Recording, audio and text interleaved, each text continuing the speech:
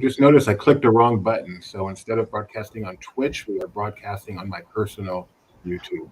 But the other three are correct, so that's okay. Hey, everybody. Hey, everybody. We're here to talk about the Disney Wish. There's a bunch of news just dropped on the Disney Wish from an Imagineering showcase, which Jeremiah was lucky enough to attend. So we'll get to it in a second. First, quick introductions. My name is Doobie, co-founder of Laughing Place. Over there is Rebecca, the other co-founder of Laughing Place. Hey, everybody. And the guy down there is Jeremiah, the vice president of doing the second best cruise assignment for Laughing Place. And we're going to get started. As we all know, the Disney Wish is going to be launching next year, 2022, Disney's fifth cruise ship. Disney's released a lot of information about what's coming, but recently Jeremiah had the chance to attend an Imagineering showcase where he got to go and kind of almost walk through the Wish in a way and talk to the Imagineers and play with his microphone. So Jeremiah, why don't you tell us all about it?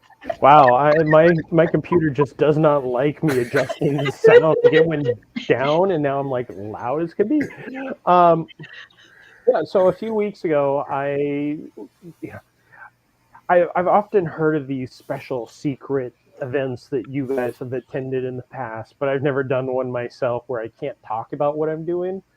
I was lucky enough to attend this Imagineering showcase that was pretty much a full day of everything that we didn't know about the Disney Wish. I walked in with just the basic. I mean, we had this concept art, we had 2 or 3 other pieces of concept art, and we knew about the AquaMouse. That was about it. I don't know what topic you guys want to start on. We'll follow you, Jeremiah. You take us where you want to go. We just published on Laughing Place Jeremiah's experience with this preview of the Wish, and he shared kind of 5 areas that he was able to explore and learn a bit more about. Off the top of my head, I can't even think of that.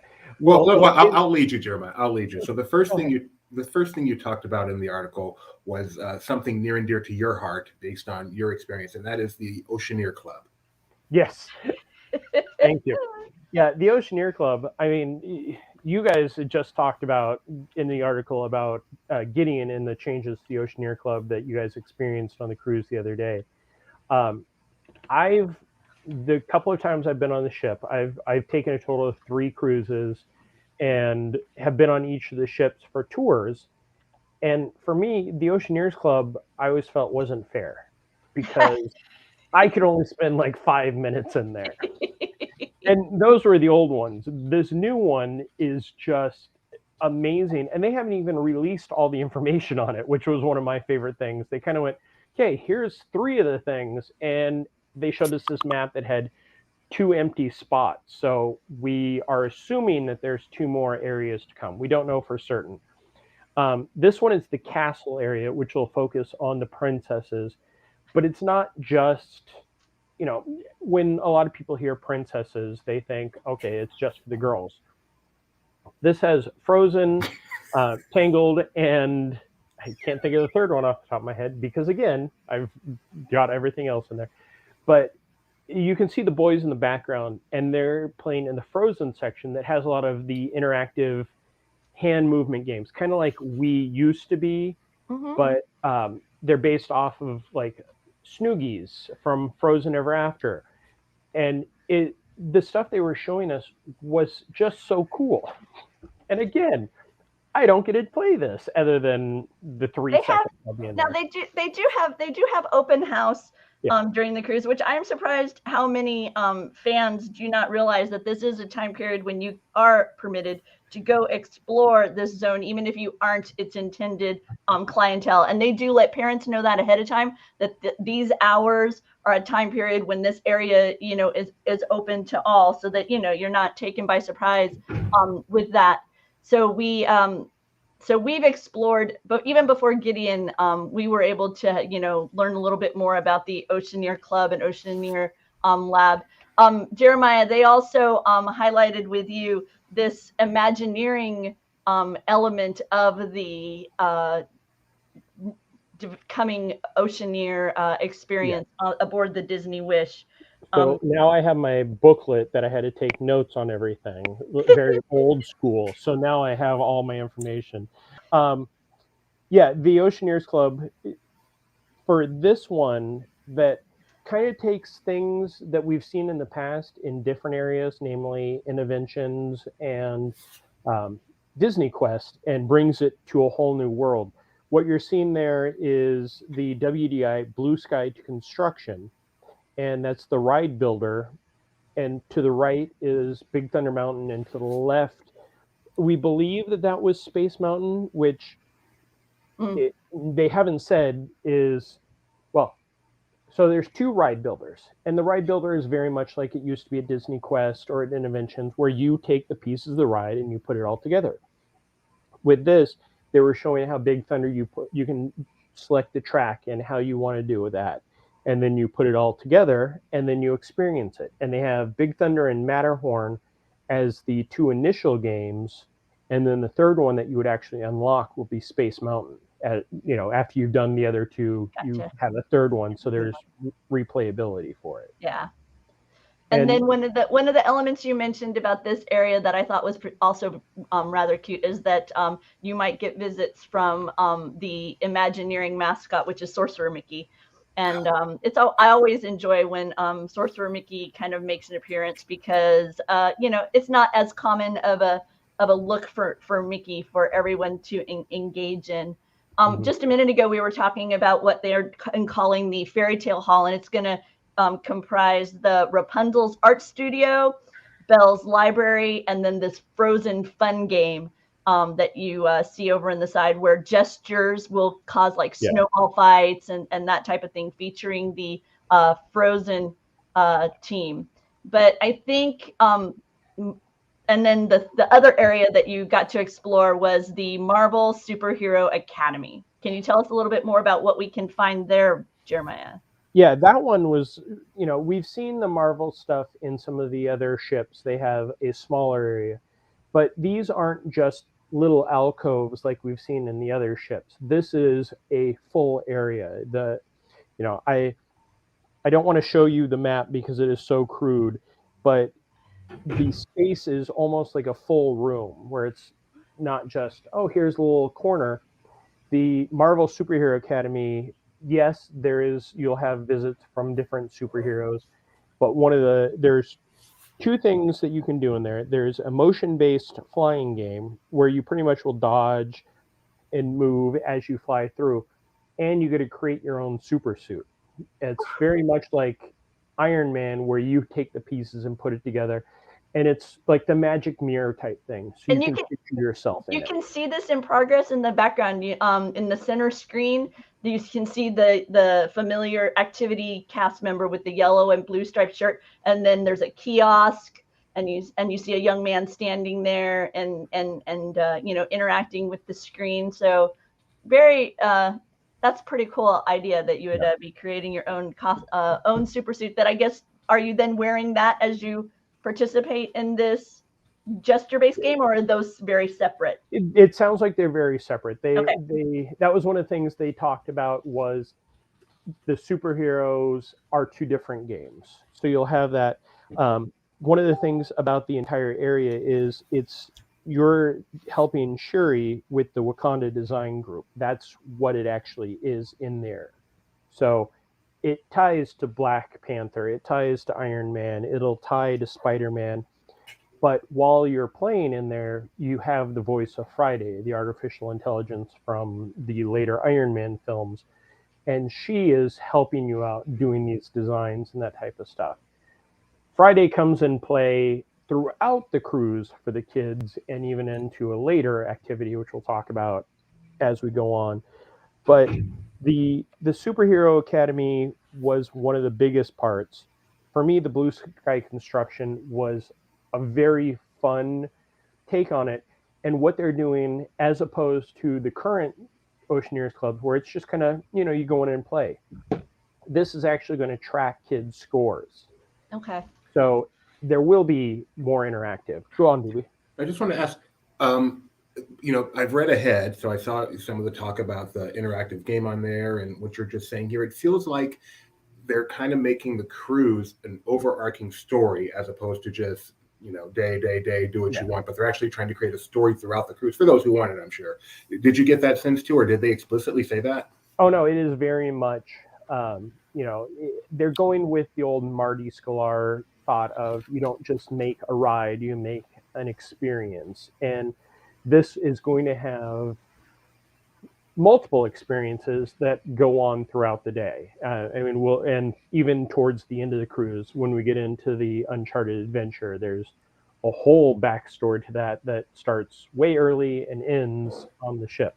One of the things I noticed in your discussion of the kids zone is that they're moving it down to the second deck of the ship. Mm-hmm. Yeah, and it sounds like there's a fun way to enter. Again, one of the first questions I ask, because I'm a big kid. So where the Oceaneers clubs in the past have been five. Yeah, five. And you go in, you drop your kid off, and you don't see them until dinner or when you have to come and take them away. This is, you walk into the Grand Hall. It's no longer called the atrium of the ship. It is now the Grand Hall. And to the corner, there'll be the check-in desk for the Oceaneers Club. You'll walk over, you'll register the kids, they'll get their magic bands, and then they get to be like Alice and go down the rabbit hole. Yeah, I believe it is. Like on this picture, you think we should be able to, like, maybe that hallway towards the side over there? Yeah, to the right, that desk-looking thing, that is the desk that we got. Okay. We've heard you walk in and it's right there. Kids will slide down. Oh yeah, I see. It says Oceaneer right there on the picture. Okay, good. Right here, it says Oceaneer. Hey, look. Ta-da! And they'll slide down and land in Wonderland type. And they go in and then they get to experience everything. This could be where in some of the concept art you've asked Rebecca about some of the designs that we've seen and not knowing where they're going. Mm-hmm. They could end up in this area with the different sconces. I know that there was a giant Cheshire Cat head in one of the pieces of art that we got to see. Okay. So the Oceaneers Club is no longer just a few hours or the entire day for those lucky kids. It will be the wake up in the morning, go down the slide and do that again. And something that they've changed is they're going to have an open house door. So parents can walk up and look in the door and see their kids playing, as opposed to, the only time parents could go in was open house or to have to drag your child out by their ear. I like the idea that periodically I'll be able to peek in and see the fun. Unfortunately, Gideon will have aged out by the time the Disney Wish launches. He's quite disappointed, but we're trying to see what we can do about that. If there's some way we can, like some magic, fudge his birth certificate or something. Magic potion or something. Yeah, there you go. And they are keeping the Small World area. For the infants, but they're expanding that also. Gideon, you and me both. You actually get to play in this area. I don't. Oh, can we move on to my favorite part of a Disney cruise, and that is the fun found on the upper deck. I just came off the Disney Dream where I went 22 times around the top deck of the Disney Dream on the Aqueduct. I am eager to hear more about this AquaMouse, Jeremiah. So the AquaMouse, and this one, I think I wrote down the most notes on this just because the details they were giving us were so entertaining. It's 760 feet of tube. I know that you're gonna be stepping into the world of Mickey and Minnie as they start their own seaside excursion company called Port Misadventures. So you can only imagine the fun. Which is a very cute name. And one of the things that they did that was not announced prior to today is we had the scuba. Where is my Scramble? note? It's Scuba Scramble. No worries. Scuba Scramble was the only thing that had been announced, but they showed us the Swiss Meltdown, which will be a second adventure. So, and one of the questions we asked was, will this be something that, you go on it back to back? Will it be something random? What they're looking at is switching from day to day, the adventures. So the first day may be Scuba Scramble, then Swiss Meltdown, but that'll change as it goes. And it's... Yes, Doobie. Well, I was going to say, if they're changing it from day to day, then inevitably, right, Jeremiah, we'll have Star Wars Scramble and Marvel Meltdown at some point, right? I hope so. That's my hope. I don't think so. I think they're going to focus more on and these are based off the Mickey Mouse shorts that are as of late. Yeah, Swiss Meltdown is based on the short Yodelberg, and it'll have Mickey and Minnie on a mountain sledding excursion, but then the snow will begin to melt, and it'll cause this frantic dash to the mountaintop to avoid these avalanches and leaky waterfalls and rock walls falling and all kinds of fun. So. And they showed us both the videos, and they're both super cute. One of the things that they talked about is because it's a two-person raft, the first person will see something as they're coming in, but the second person can't. So each of the videos will last long enough so if you're in the front, you'll see something, and you're in the back, you'll see something a little bit different. But the portals are 85-inch monitors that have interactive, when the snow melts, you'll get splashed, or you'll see the lighting change as it goes dark. And as you're going through, there are 9 portals as you go through just the dark portion of the attraction. Oh, wow, okay. So it is boom, boom, boom, boom. And they have hidden things in there. One of the most important thing they pointed out was Chippendale will appear at the end in both of them. I only saw them in Swiss Meltdown. The Scuba Scramble, you're going by so quick, you'll have to go on multiple times just to see that. It did look like there's a bit of a redesign to the transport itself. Is that something you noticed, Jeremiah, or? It is a two-person raft. I can't remember the aqueduct, how it was set up the last time, because that's been far too long. But thank you for not grabbing the photo that I put up on my Facebook of me in it. I thought about it. It is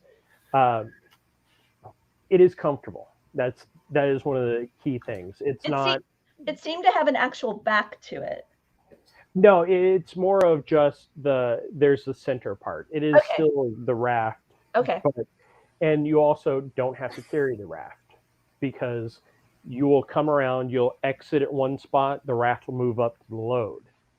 So it's a continual, not, I have to get off, and but I can almost guarantee this line is not going to be for the faint of heart, because I know that'll be my first stop. Usually on the aqueduct, I would go on the, when we're at port, go ride it when everybody's there. I'll be going nonstop. Yes, Juby. Was there any mention by anyone just assuring us that this is not going to be an upcharge like it's so common on other ships? I did talk to them about that. They said that it is something that is operations based, because they just design it, but it did not come across as any type of upcharge. And I feel confident in saying that it won't be. But we may have to get our Cruise Plus or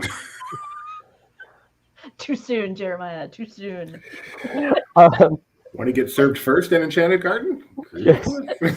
So, you guys are so The ride actually starts under one of the funnels and goes all the way through the other funnel and comes back through the other funnel. So you are going through both, including the back funnel is almost like a lazy river type part of it. So after you've gone through the speed blaster, you'll slow down and go through that. And one of the my favorite parts that they talked about is because of the funnel suites, you're actually going like right behind a funnel suite when you go through. Okay. So they had to design it. They designed the funnel suite with much more of the sound dampening as opposed to some of the rooms that I've been in on the cruises where I could hear the Walt Disney Theater right beneath me. Well, one of the things that I noticed in the design was that it seems to start off with a lift hill. So am I to believe that there won't be the same amount of stairs in order to initially access this, or? Yeah, it is actually going to load on the level, like right next to the Toy Story Water Fun play area. It's going to load over in that area. If you bring up that first photo. I will. Just give me a moment. You talk, I'll do that. Yeah, you'll load there, and then you'll go up, and then that's where you'll actually see the story. And I love that. I'm really excited about that because that'll make it a far more accessible attraction than it has, because currently there's about 60 plus stairs involved in riding the Aqua Duck. I myself struggle with stairs, so I, slowly make my way up the stairs. I let people like, you can go by me, but I do it. But let me just make it clear, Rebecca, who does struggle with stairs, she is honest about that, struggled 22 times on our recent but over the course of many days, I would like 2 days. I do some in the morning, I would do some in the morning, some in the afternoon, some in the evening. I spread them out. That should tell you how great the Aqueduct is, the fact that she honestly does struggle, but still did it 22 times. Yeah, the design is you'll load, and in between load and unload, there's actually a disability access load area. So you won't be, there may be some normal stairs to go up to the load area, but for the disabled access, it will be a special load area. That's really huge, because I mean, if you're truly wheelchair bound or just can't do that, you've never been able to do the Aqueduct. That's really, really big news. Yeah, I mean, there have been times in my life where I would not have been able to have done what I was, what I did this past trip. So, the idea that this would still remain accessible should I find myself in that place again is also exciting, just on a personal note. But the idea of and by the way, I've seen that in a lot of the images regarding the Oceaneer Club and just everywhere. This does seem to be much more front of mind. I know that they've added the additional key, and I know in many ways that making things much more available depending on your ability and your personal situation there is part of that, and I'm grateful to that. Yeah, and to correct my misstatement, the design of the raft does have some backing. I mean, I will show this. That is me in the actual raft, and then I'll zoom out to show you how silly I just completely look. Yeah. And there is a small backing between it. Yeah, so that's cool, because the current rafts are more like two inner tubes that they've kind of mushed together, so that the way the seating is, these look a bit more accommodating in that way as well. Because if you don't have the core stability, you would still have that support, which is helpful to making sure that a wider base of individuals can experience this attraction. Do we want to move on to talking about this Marvel quantum encounter? The world of Marvel. Yes, this was a fun one, because they had pretty much a mock table set up and one of the screens, and then we sit down and they're going to start to tell us about dinner. Just to lay this out, there are spoilers that will be said, and I tried to avoid as many spoilers in my article, but since we're doing it live, there will be some spoilers. There are 100 tables, 700 seats. each table, as you can see there, has a quantum core, and that's part of the whole storyline, because you'll walk in and it's a 3-part story. The first act, you're introduced to Ant-Man and the Wasp, and they kind of go over the basics of what's going on, what the quantum core is. The quantum core has different lighting effects. It's a speaker and has buttons so you can interact with it. Okay. So you'll be looking up at the screen, and what they showed us was somebody left a cupcake in the Oceaneers Club. And Ant-Man's kind of like, hey, let's have some fun. Let's push the button, and they showed the little cupcake expand to a massive cupcake, and then they make it shrink. So there's lots of fun of that. Don't get too excited, Doobie. I will spoil the dessert for you if you want. And then the second scene is the dinner service, and that tells the tech story of all the different Iron Man tech, Pym tech, everything that goes into the worlds of Marvel. And they'll be showing footage from the different MCU films, including like Wakanda stuff. They will give you stuff to enjoy during dinner where you don't have to worry about pushing the button or paying attention to the story. Which to me was kind of one of the things of the animator's palette with Crush, when he would just kind of pop up while you're eating. It's like, Right.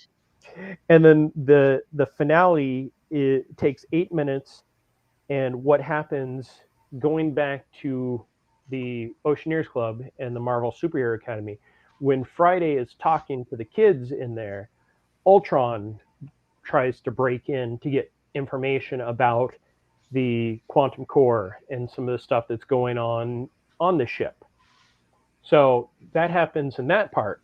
During dinner, Ultron shows back up, and that's Nice. as we're sitting there, Friday starts talking to us. Ultron busts in and is just like, "Excuse me, I'm just looking for files," runs through things, and then Ultron brings some of his little fighting bots to life, and they start attacking the ship. So you'll see footage from outside in the hall with Captain America or Ant-Man fighting the Ultron killbots. Gotcha. And then, as of course they end up defeating them, Ant-Man and the Wasp will come through as the next photo shows, and that'll wrap up the entire event.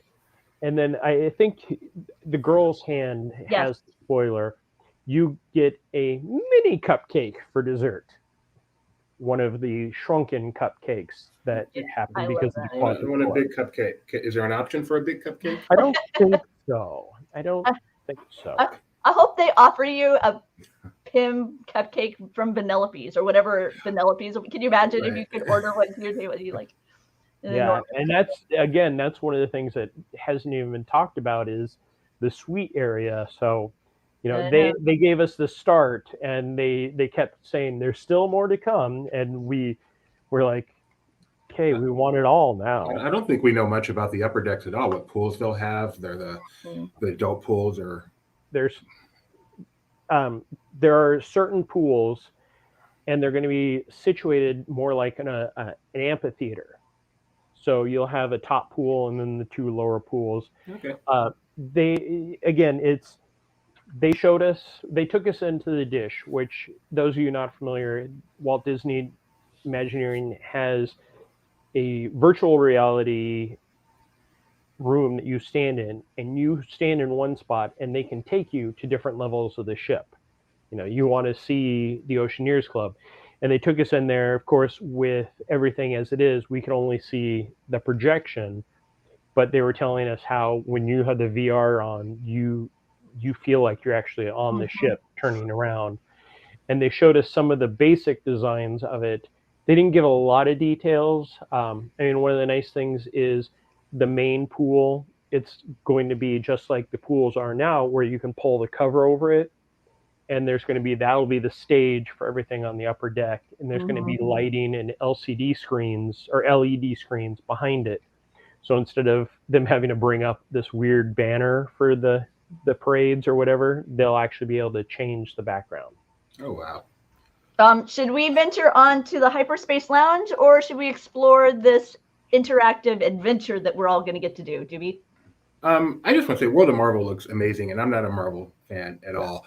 But they kind of started this with Rapunzel's Royal Table and Tiana, where they turned dinner into a show, and this seems like just the next level. Yeah, I would not be surprised, honestly, if this surpasses Capone's in terms of dinner show quality. So I cannot wait to try this out next year. As I called out in my article, one of the things they took into consideration is Animator's palette is really just a huge wide open room. So if you're in the center, you don't have a chance to interact with some of the screens because they're so far away. Right. They redesigned the area, so it'll be like 4 tables kind of in a space. It's not walled in, so you don't get the claustrophobic feel, but you will not be more than 1 table away from a screen. Oh, Bob Newell's asking, the base of those, it's still similar to the way it has been. It's kind of that thick, flexible material, right, Jeremiah? Are we talking about the dinner show or the yes, it is still soft. Yeah, it is still very similar to the base of the current.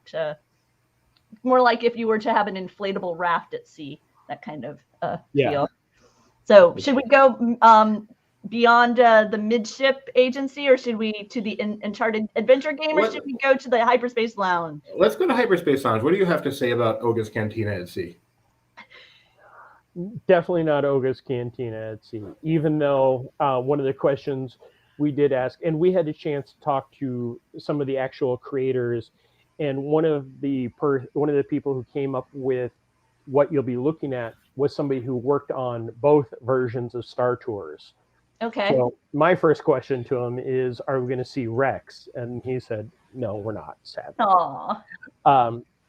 But so let me set the scene just a little bit for everybody. This window that we're going to be looking at, it's 20 feet wide, and it's going to have more than 16,000 pixels in order to give you the state-of-the-art, like a window to the world beyond. You're going to see Tatooine, Mustafar, Batu, various planets like that. But Jeremiah was able to learn a little bit more about maybe what the experience just inside. We had that general idea already, but I know you learned a little bit more about what's this holotube. Yeah. So excuse me, let me set up how you'll actually enter this, because it's not just going to be walking in. It's not going to be like okay, we're here. This is, you'll walk into a dark room that'll have the door. Oh, cool. Yeah, so it'll actually feel more like a real, you're walking into something in a galaxy far, far away. Nice. The bar isn't massive, or the lounge, I should say. They had a map set up, and there's only the one window. So that is one of the things that you kind of go, okay, well, but as Rebecca said, it's 20 feet wide. It is pretty massive. So wherever you're sitting, yes, everybody will want to sit on those benches, but wherever you're sitting, you'll be able to see what's going on. And for those of you who may not be close to the window, I believe to the right, on the far right is actually a display of, they have props and that kind of stuff, but they have holotubes in there.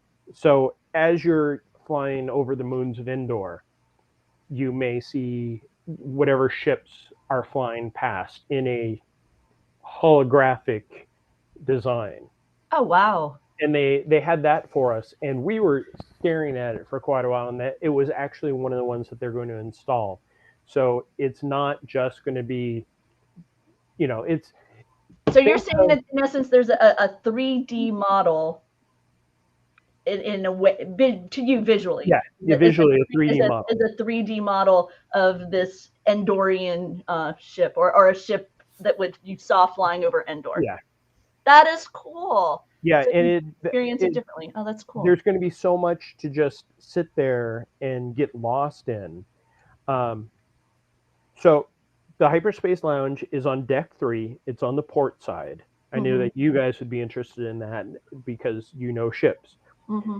You will, during the day, entire families can come in. but in the evening it does turn into an adults-only lounge. That's interesting. You'll be able to see Tatooine, Mustafar, Batuu, Coruscant, the moons of Endor, and you'll have flybys from the Ace Squadron that are featured in the most recent, well, I guess not most recent, but Star Wars Resistance Yes. cartoons that were the ones just before Bad Batch. Mm-hmm. It is designed kind of like Dryden Voss from Solo, or Kento Bite. So it has the fancy feel to it. And yeah, very opulent, lots of golds and Can you show it again? Sleek lines. Yeah, I was getting ready to do that.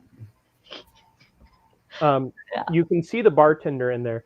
And one of the things that they made a point in calling out is Doug Chang, who is, if you're a Star Wars fan, you know Doug Chang. He's the person who's designed things from episode 1 to today. And he designed the costumes and had a lot of input on what was going on in the background.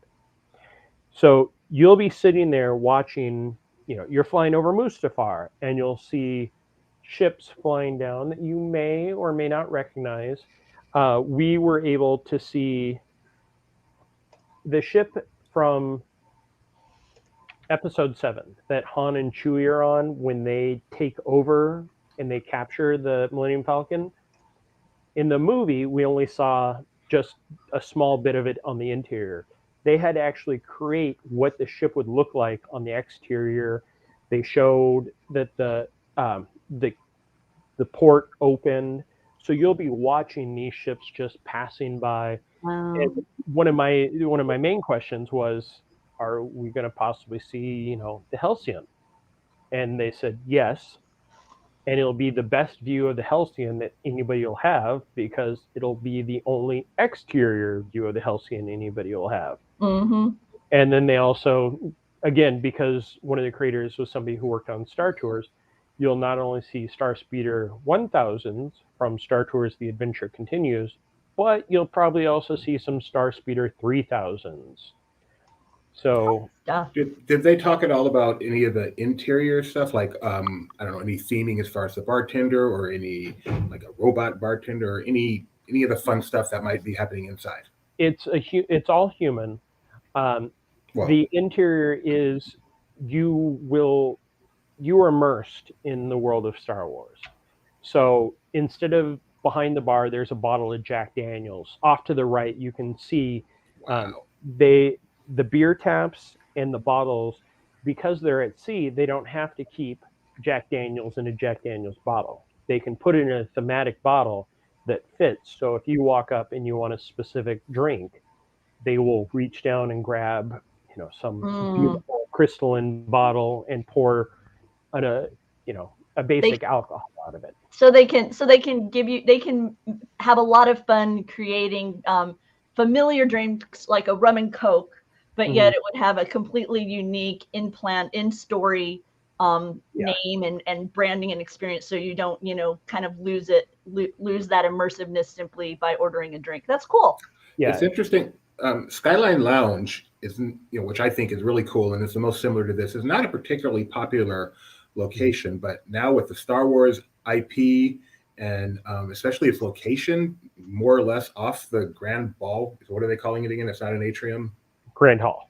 Grand Hall. I feel like this is going to be extremely popular. They discuss anything about access or anything that might relate to that?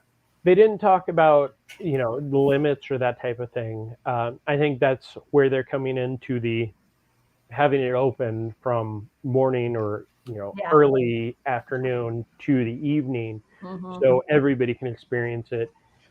Each of the scenes will last anywhere from 7 to 10 minutes. Okay. So, you could be in there for almost an hour and not see everything, but I'm sure me, Rebecca, Mike C will be sitting on those benches just taking notes of what's flying past us and drinking away. And was there any mention of whether this location would also feature entertainment? I know some of the other lounges at times will have like a piano player or something like this. Did they mention any kind of in-story element regarding that? This is just a basic lounge. Okay. There will be soundtracks for each of the planets. Oh. One of the other Skyline. redesigns, the redesign the ship. So instead of all the clubs being in this one corner, they'll actually kind of take up an area of the ship. So it'll be each level. Oh, that's an interesting choice. Okay. Yeah. I mean, that's news. I like that. Again, there's lots of things that they told us that wasn't like the main focus. And, again, the three of us are like, wow, that's going to be there. And that was stuff I was like, oh, that's interesting. Yeah. But totally. then at the same time, we were focusing more on that. There is Nightingales, and this is going off of this topic for a little bit. That's Nightingales, which is a piano bar, and it's based off of the Cinderella, Sing Sweet Nightingale. Like the chandelier is actually going to have the notes wrapped around in it, so you'll be able to walk up and Doobie can read the notes perfectly, so he can sing the song. I can read them. The color scheme of that lounge was gorgeous in the video that they had shared previously. So in essence, were you taking a virtual tour of the whole ship? I mean, no. Okay, so you saw these 5 zones that you wrote about.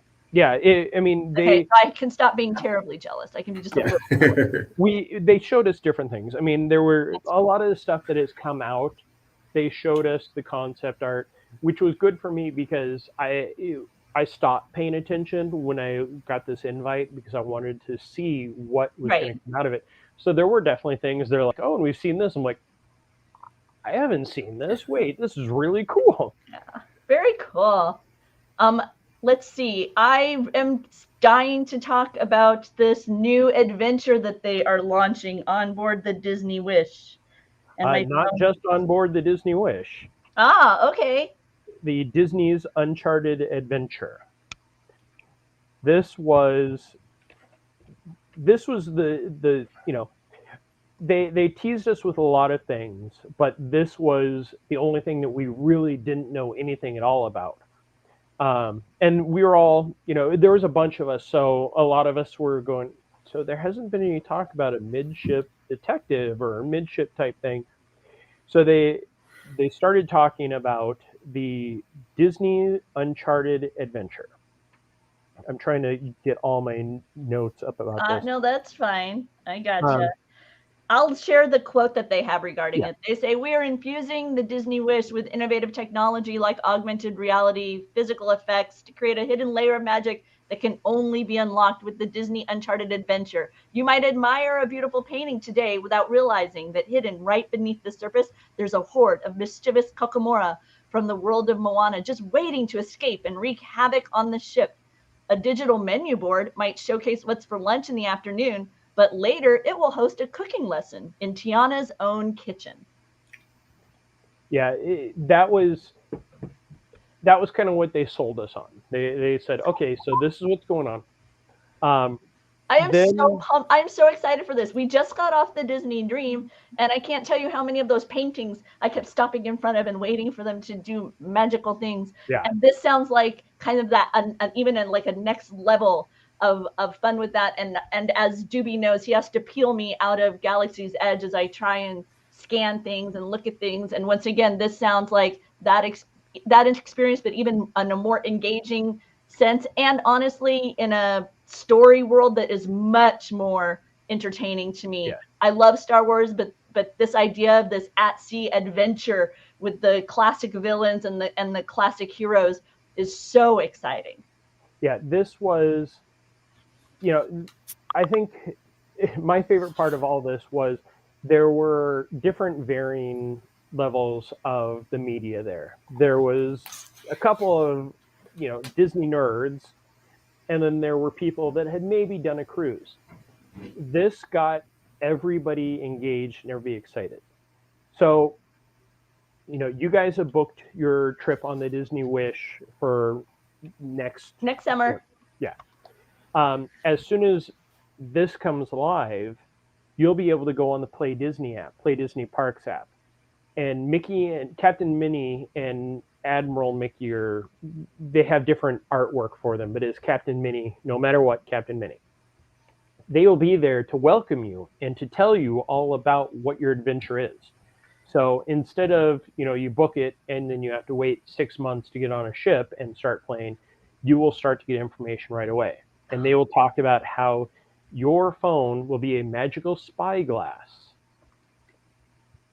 So you get on the ship. This is one of the challenges.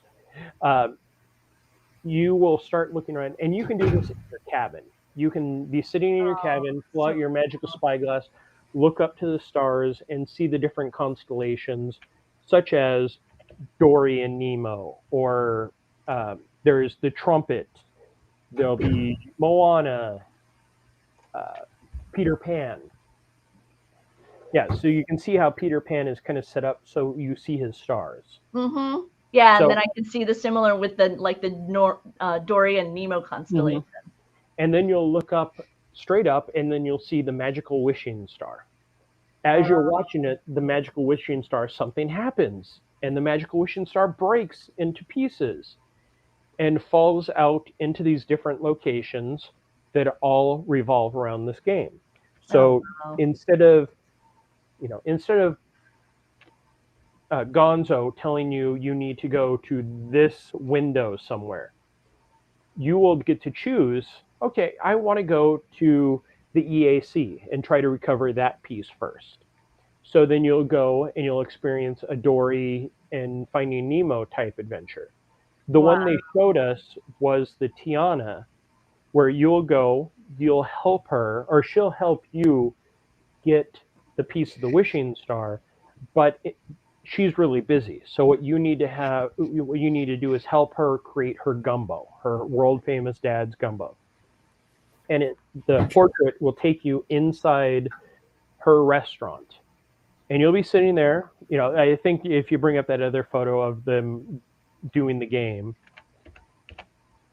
that one. You'll be sitting there, and you don't have to sit with it in front of your face like this.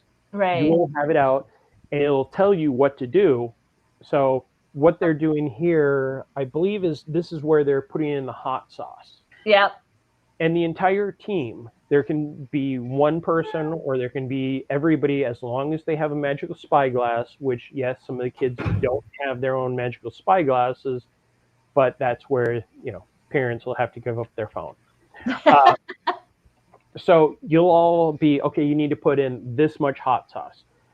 So everybody starts to turn their phone a little bit, and the hot sauce will start to go, and then you'll see it cross over the bottom line, and then you have to stop it really quick before it goes too much. You can see the little temperature gauge right here, this visual that they have, and these are from the video that that was published today, and the link will be down below. It's here on the Laughing Place YouTube channel.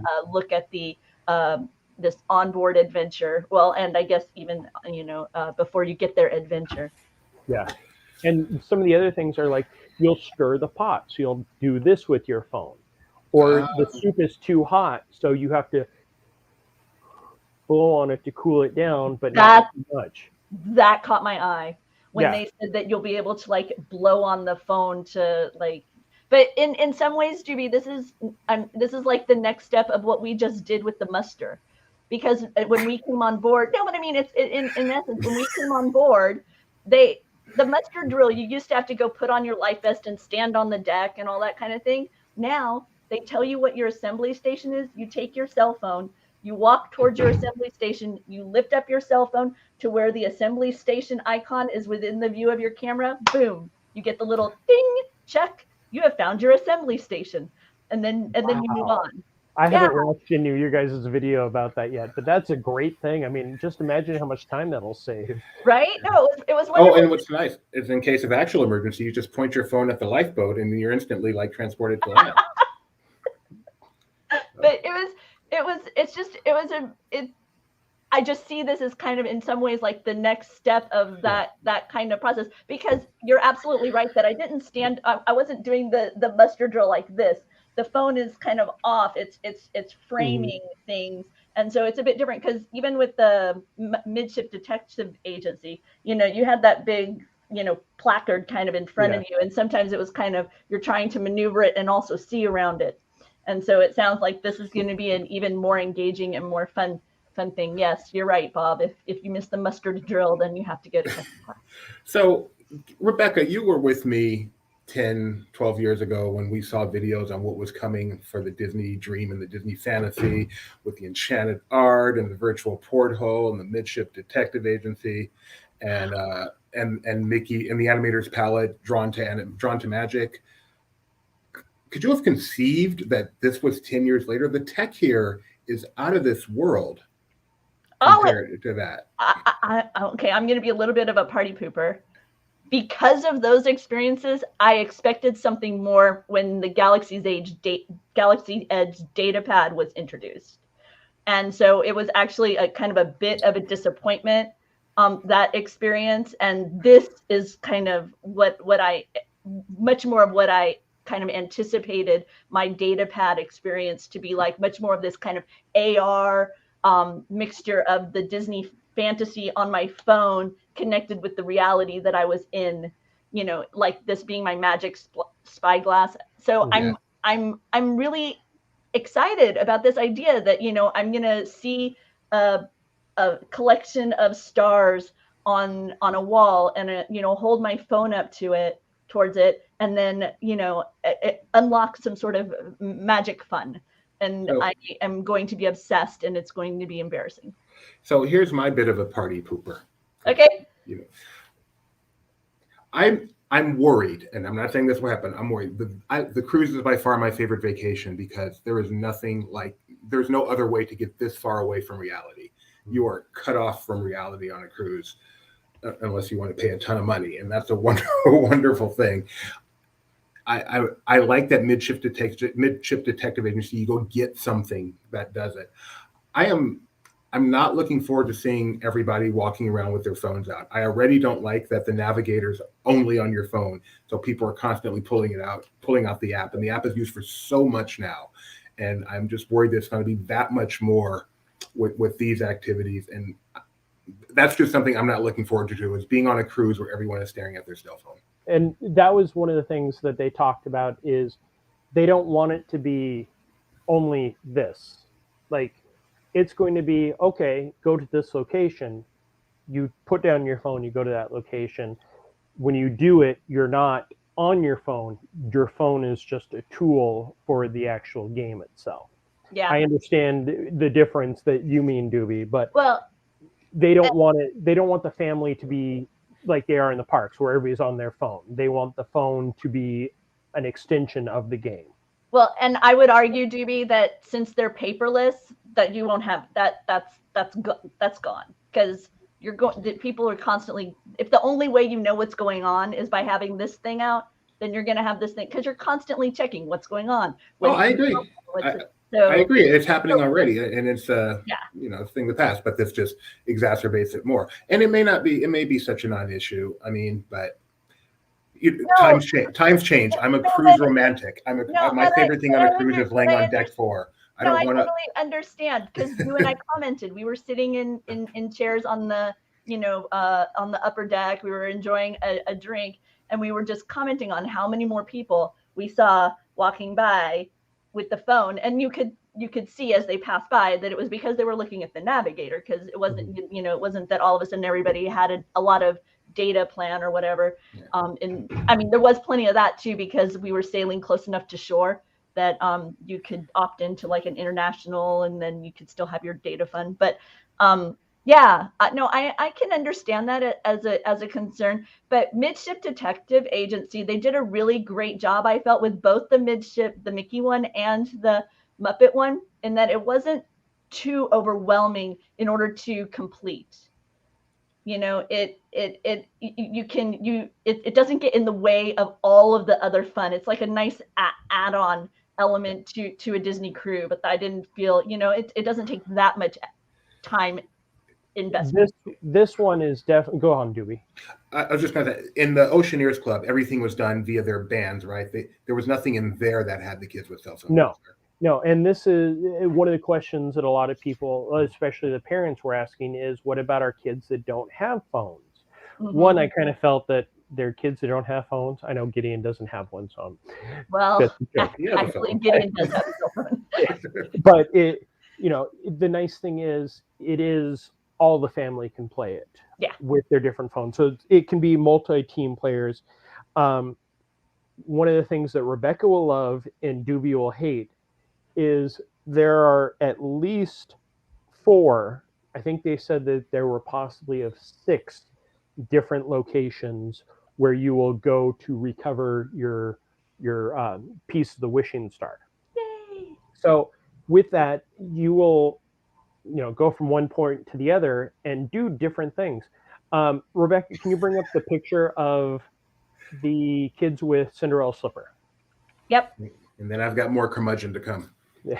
So this is in the grand hall, and this is something that is already there. So we're looking more at like some of the tests that we saw at Disneyland, where they had things that became interactive with that. I mean, we kind of saw a little bit Sorcerers. with Sorcerers, and then the Play Disney app, like the Peter Pan cube has a lot of that. So my favorite of these was the Agent P at Epcot.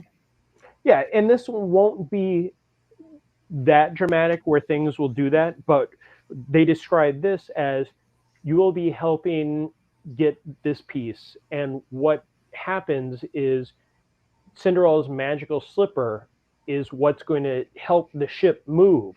So you'll go out there and you'll do whatever challenge you need to do, and Cinderella's slipper will light up, and then it'll go up the canopies in the grand hall. So there will be a lighting effect, but it won't be like so dramatic that you're distracted by it. There it is. That's crazy. Yeah, that is cool. That is cool. So this to me, these experiences that you're describing as a themed entertainment person, this to me sounds more in line with what happens when I use a wand in Diagon Alley, or I use a wand. It's like a little more subtle, but yet clearly my action has caused this effect. Yes, and that'll be exactly it. And another thing they pointed out is you may have to do some of these challenges multiple times. So you go help Dory and Nemo find their piece, but you may have to go back to do something else. Wow, I am so excited for this adventure. Well, the weirdest thing, and this will definitely play more to Doobie being curmudgeon. Okay. You don't have to do it all in one day. Since there could be up to 6 adventures, it's not something that can be done in a half hour, 45 minutes, like the midships can be if you take your time. But throughout the cruise, you can do it. You can do it once, or you could do the entire adventure. On the final night of the cruise in the Luna Theater, everybody who's playing is invited in there for the remaking of the Wishing Star. But of course, something goes wrong. And we find out, again, spoilers, if you actually look in the art, you'll see the spoiler anyway. There's a villain behind all of this, and of course, it's Ursula the Sea Witch. So everybody in the theater has to battle Ursula on this giant screen to complete it, and then everything will go. Yes. Everything will reconstruct, and then there will be a bit of a live show celebrating it. Just give it a few more years, and they'll just implant something in your head. You won't have to carry the cell phone around anymore. Just wait. Wait, didn't I get that? Didn't I get 2 shots of that? we do we're gonna get yanked. YouTube get plus.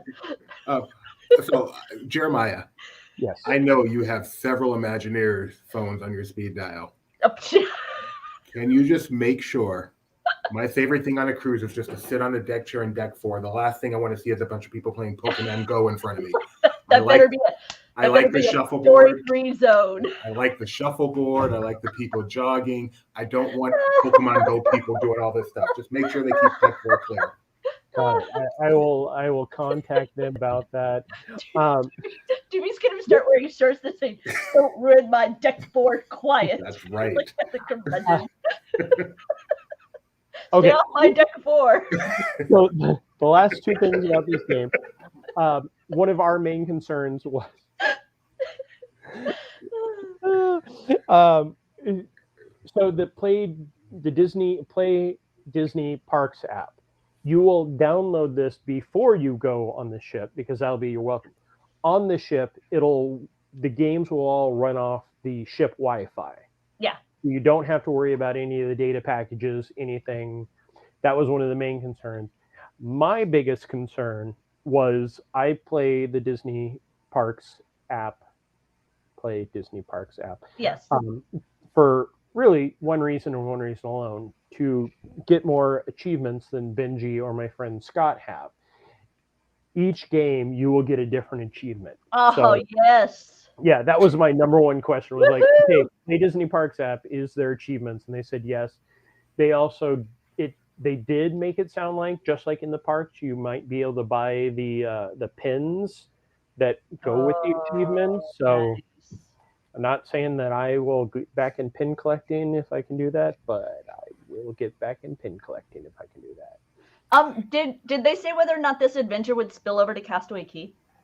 They didn't. I think that just like Doobie's concern of he doesn't want Deck 4, I think Castaway it's just on the ship. Well, we also found Wi-Fi to be a challenge on Castaway Cay. Yeah. The ship Wi-Fi. So it was lovely. All of a sudden your navigator's like not quite so accessible when you're on the island. So yeah. But I guess, is there anything else that you wanted to know, Mr. Curmudgeon, who doesn't want me to have fun exploring the ship and helping Moana and Peter Pan on all these adventures? It's going to be so fun. I'm so excited. Can I say something kind of poetic as we start to close out here that I kind of came up with?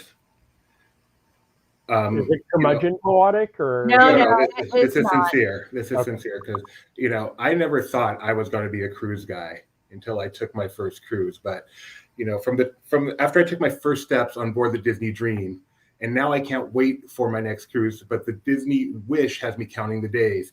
Getting a peek behind the keel for me was just a fantasy, but to actually see some of the new magic coming to this beautiful ship really was a dream come true. And it did leave me in wonder of what else could be coming to the Disney Wish. Thank you. Thank you very much. We love that. That's the concluding paragraph of Jeremiah's write-up of his experiences exploring the Disney Wish. And we enjoyed it very, very much. We were reading that. I'm like, I didn't know Jeremiah had that in him. That's really good. I was like, I didn't know Jeremiah could be so adorable. So I started writing, and this was something, that final paragraph was written about 2:00 on Tuesday night.